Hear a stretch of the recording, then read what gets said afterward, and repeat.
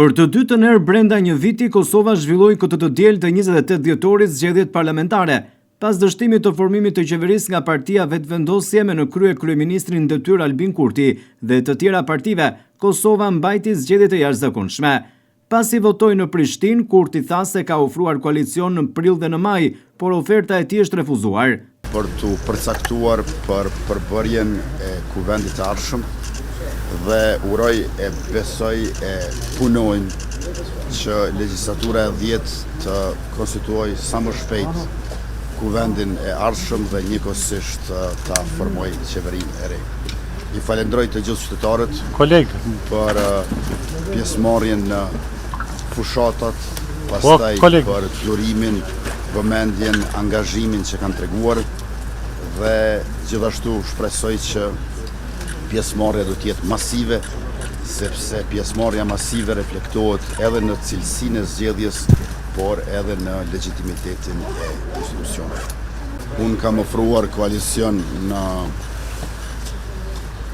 prillin dhe në majin e këtij viti dhe ne jemi sot në zgjedhjet e parakohshme pikërisht pse u refuzua koalicioni. Andaj do të duhej që të kemi rezultat të qartë kësaj radhe, meqense shansa për koalicion iku pa fajin tonë. Presidenti e Kosovës Vjosa Osmani ka ushtruar të drejtën e saj për të votuar në zgjedhjet e dyta parlamentare që Kosova zhvillon në vetëm 9 muaj. Për mediat, Osmani bëri thirrje për pjesëmarrje masive, ndërsa shton se këto zgjedhje duhet të çojnë në krijimin e qeverisë së re. Uroj që sot Republika jonë të ketë zgjedhje të qeta, zgjedhje të rregullta, zgjedhje demokratike. Uroj po ashtu që të kemi zgjedhje me pjesëmarrje sa më masive të qytetarëve të Republikës sonë me të drejtë vote.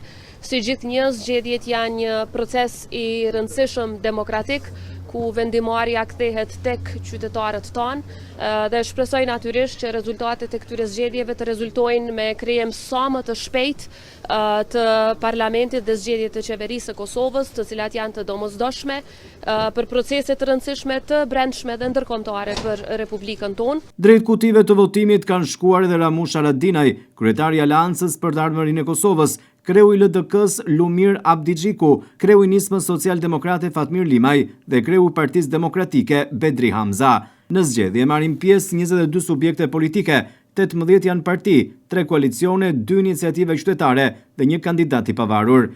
Partitë kryesore që garojnë janë Lëvizja Vetëvendosja, Partia Demokratike e Kosovës, Lidhja Demokratike e Kosovës, Aleanca për Ardhmërinë e Kosovës dhe nga radhët e serbe të Kosovës, Lista Srpska, që e ka mbështetjen e Beogradit zyrtar.